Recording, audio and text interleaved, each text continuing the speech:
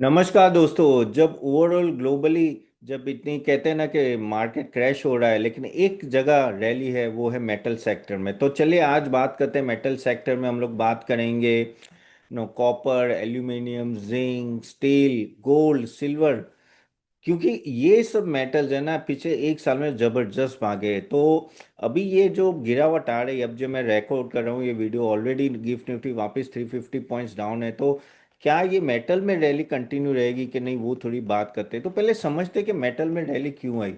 कहीं ना कहीं क्या हुआ था कि अगर इनिशियल भी हम लोग देखें तो डिमांड ड्राइवर्स काफ़ी आगे मेटल सेक्टर में। एक तो आपका ईवी, इलेक्ट्रिक व्हीकल, फिर रिन्यूएबल एनर्जी के जो प्रोजेक्ट्स होते हैं ना, उसमें सब में कॉपर और यूज़ होता है। पावर ट्रांसमिशन प्रोजेक्ट्स होते हैं, फिर डेटा सेंटर और वो सब। लेकिन क्या होता था कि ये जो डिमांड है उसके सामने सप्लाई कम रहा, क्योंकि क्या ना कहीं ना काफ़ी एनवायरमेंटल इश्यूज के वजह से ना काफ़ी सारे प्रोजेक्ट्स को होल्ड किया गया है।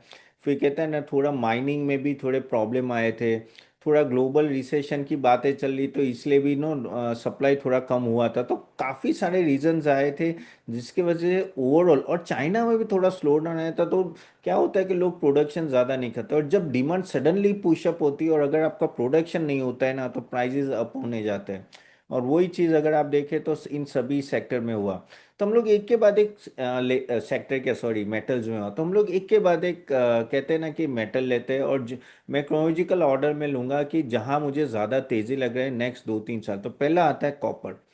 कॉपर में चांसेस सबसे ज़्यादा है कि अगर आप बात करो तो 20-25% से भी ज़्यादा, 30% से ज़्यादा भी तेज़ी यहाँ से दिख रही है। लेकिन 1-2 साल में मैं बोल रहा हूँ, ऐसे कि सडनली नहीं भागेगा। लेकिन क्योंकि क्या है कि ये जो ईवी में होता है, फिर रिन्यूएबल एनर्जी प्रोजेक्ट्स होते हैं, पावर ट्रांसमिशन, डेटा सेंटर, उन सब में कॉपर का बहुत यूज़ होता है। ईवी में 4 से 5 गुना कॉपर यूज होता है।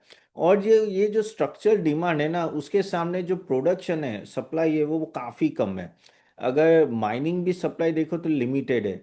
तो वो चीज़ के वजह से ना कहीं एक देखे ना, कॉपर में बूम आया। और सब लोग तो ऐसे ही बात करते हैं copper is the new gold. लेकिन क्या होता है, प्राइस बहुत बढ़ गया उसके सामने। क्योंकि आपका कोर प्राइस बढ़ता है, यानी बेस मेटल का प्राइस बढ़ता है, तो ऐसे ही कंपनी के प्राइस बढ़ने लगते हैं। जैसे हिंदुस्तान कॉपर भाग गया, लेकिन अभी अपने टॉप से 25% डाउन है। इवन हिंदुस्तान जिंक भी 25% डाउन है। लेकिन क्या कॉपर की डिमांड रहेगी तो 100% ज़्यादा रहेगी। तो लेकिन आपको करेक्ट वैल्यूएशन में एंटर करना पड़ता है और वो देखना है। तो अभी जिस तरह का है सिनारियो, तो आई थिंक ऑलरेडी स्टॉक है ना ऑल टाइम हाई के पास चला गया था। अभी भी कम होने के बाद भी वैल्यूएशन आई है, तो थोड़ा देख के आपको इन्वेस्ट करना है, रुक के करना है। लेकिन हाँ, सबसे अगर आप बोलो ना स्ट्रॉन्ग मेटल है तो कॉपर है। अगर दूसरा नंबर पे आता है तो वो है सिल्वर।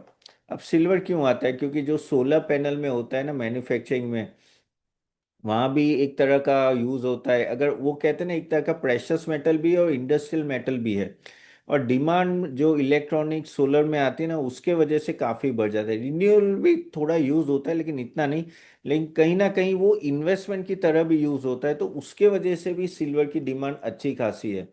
तो आगे जाके सोलर की डिमांड तो ऑलरेडी प्रोडक्शन इतना हो रहा है, तो उसका यूज़ भी होगा। लेकिन ये वॉलेटाइल मेटल है। देखिए, ये गोल्ड से काफ़ी हद तक कहते हैं ना कि सिंक मेटल है। तो अगर गोल्ड नीचे आता है तो यहाँ भी इम्पैक्ट आ जाता है। तो वो आपको थोड़ा ध्यान में रखना पड़ेगा। और इकोनॉमिक टर्मोइल या इंडस्ट्रियल में भी कुछ चीज़ें ऊपर नीचे होती है, तो प्रॉब्लम है। लेकिन इसमें स्विंग्स बहुत आएंगे। देखो, स्विंग्स तो हर जगह आने वाले, कॉपर में भी आएंगे या सिल्वर में भी आएंगे। लेकिन हाँ, कह सकते हैं कि सिल्वर में भी ना एक अच्छा खासा ग्रोथ आ सकता है नेक्स्ट 2 साल में। यहाँ यहाँ भी आप 20 से 25% का ग्रोथ मिनिमम पकड़ के चलो। मैं तो गोल्ड में भी काफ़ी बुलिश हूँ लॉन्ग टर्म में। लेकिन हाँ, सिल्वर भी एक है कि क्योंकि काफ़ी इंडस्ट्रियल यूज़ होता है, तो वो भी आप देखिए। और गोल्ड, गोल्ड तो हमें पता ही है, गोल्ड तो मुझे बोलने की ज़रूरत नहीं कि सेफ हेवन है। कहीं ना कहीं कुछ भी जियो पॉलिटिकल क्राइसिस हुआ या कुछ भी हुआ, तो गोल्ड में तो इम्पैक्ट आएगा है, और गोल्ड के प्राइसेस और ऊपर जाएंगे। तो आपके पोर्टफोलियो में गोल्ड होना ही चाहिए। मे बी 10% रखो या 15% रखो, वो आपकी मर्जी। लेकिन हाँ, गोल्ड होना चाहिए। ईटीएफ भी बाई कर सकते हो ना, इन सबके ईटीएफ मिलते हैं ना, कॉपर, एल्यूमिनियम, गोल्ड, सिल्वर, सबके मिलते हैं। तो आपको ईटीएफ बाई करना है तो वो भी आप बाई कर सकते हो। हम भी हमारे मेंबर्स को बोलते हैं कि भाई ये बाय किया करो, क्योंकि एक तरह से हेज करना चाहिए। ठीक है। और हमारे कुछ अदर पोर्टफोलियोज हमने रखे भी हुए हैं, क्योंकि एट द और वहां से भी आई थिंक पिछले 3 साल में तो जबरदस्त रिटर्न दिया है, लेकिन वो आपको रखना ही रखना है। करेक्ट गाइस, आपके मॉडल पोर्टफोलियो के बहुत सारे क्वेश्चंस आते हैं, I am trying to answer you through mails and everything. अगर कोई हो क्वेश्चन तो आप ज़रूर डालिएगा, लेकिन हाँ, वो जो कहते हैं ना हमारी ऑफर 300 रुपये की, वो अभी चले, लेकिन we are going to end soon. And दूसरी बात गाइस, जो कुछ एलएनटी के भी क्वेश्चन है, तो कल ही मैंने एनडीटी प्रॉफिट में भी बोला था कि ना ओवरऑल अगर आप बात करें तो एलएनटी का मैंने एक स्पेशल वीडियो भी बनाया था कल शाम को। होपफुली देख लेना, मैं यहाँ डिटेल में डिस्कस नहीं करता क्योंकि काफ़ी क्वेरीज आई थी। मेटल ये आज इसलिए लिया है क्योंकि उसकी भी काफ़ी क्वेरीज आई है। ओके। तो सिल्वर और गोल्ड जैसे मैंने बोला कि वो एक ऑफ कोर्स उसका आउटलुक भी अच्छा है। आता है हम लोग एल्यूमिनियम। एल्यूमिनियम में क्या है कि देखिए at the end of the day वो भी इंडस्ट्रियल में एक तरह से लाइटर और एनर्जी एफिशिएंट मटेरियल की तरह उसका यूज होता है।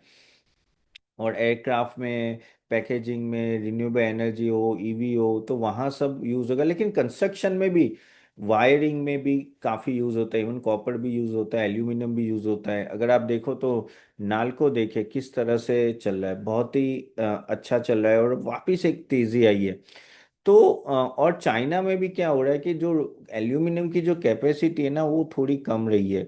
तो वहाँ भी एक तरह से एक अच्छा ग्रोथ आ रहा है, तो वो भी आप थोड़े नज़र में रखिए। ऑफ कोर्स जैसे मैंने बोला कॉपर सिल्वर गोल्ड में डू वेल, उसके बाद एल्यूमिनियम आता है, बाद में आएगा तो स्टील आएगा। स्टील के देखो, अगर आप स्टॉक्स देखो ना, आप टाटा स्टील देखो, जेएसडब्ल्यू स्टील देखो, तो वो अपने टॉप से इतने डाउन नहीं है। कुछ है ना 7 8 10% डाउन है, ज़्यादा डाउन नहीं है।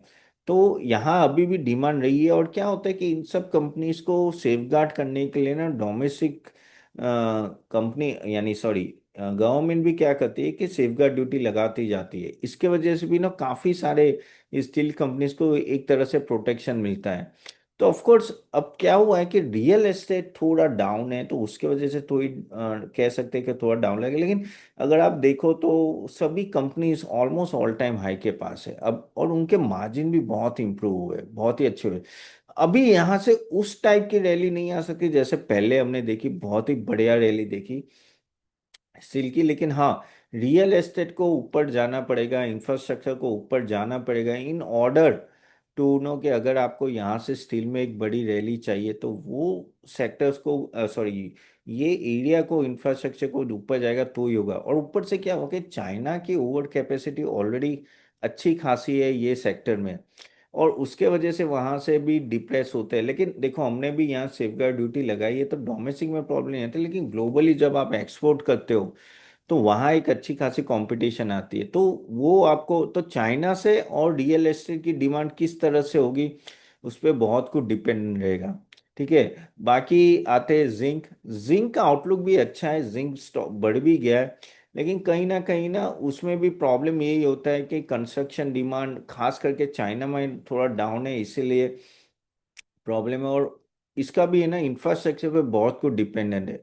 अगर इंफ्रास्ट्रक्चर में ग्रोथ नहीं आया तो प्रॉब्लम, तो इंडस्ट्रियल डिमांड और वो सब हमें देखना पड़ेगा। So we have to here check about कि किस तरह से इंफ्रास्ट्रक्चर रियल एस्टेट में, यहाँ भी स्टील की तरह आपको जिंक में देखना पड़ेगा। ये काफी साइक्लिकल है, यानी ऊपर नीचे चलता रहेगा, लेकिन हाँ डिमांड तो रहेगी ओवर द टाइम। तो अगर आप मुझे पूछो कि भाई, अगर आपको कहते हैं ना कि सीरियल नंबर वाइज डालना है तो कौन सा है, तो मैं मानूंगा तो I think copper is number one. Copper is number one. क्योंकि और सिल्वर और गोल्ड दोनों को मैं सेकंड नंबर पे रखूंगा। सिल्वर में यूज बहुत होने वाला है इंडस्ट्रियल, तो सिल्वर गोल्ड। थर्ड में रखूंगा तो एल्यूमिनियम रखूंगा। फोर्थ में स्टील रखूंगा, और फिफ्थ में जिंक को रखूंगा। इस ऑर्डर में मुझे लग रहा है कि नेक्स्ट 1 2 साल में डिमांड है। लेकिन अभी वापस आप बोलोगे क्या तपन जाके हम लोग ये सब स्टॉक बाय कर सकते हैं, तो यहाँ आपको एक चीज देखने की, सबकी वैल्यूएशन कैसी है। विदाउट चेकिंग द वैल्यूएशन मत घुसो। जैसे मैंने बोला स्टील अभी भी 5%, सभी स्टॉक थोड़े डाउन है। लेकिन कॉपर और जिंक ऑलरेडी 20 25% गिरी है, लेकिन ऐसा नहीं देखा जाता। देखिए अगर मैं हिंदुस्तान कॉपर की मैं बात करूँ, सॉरी, हाँ, हिंदुस्तान कॉपर में एक मिनट ओपन कर लेता हूँ।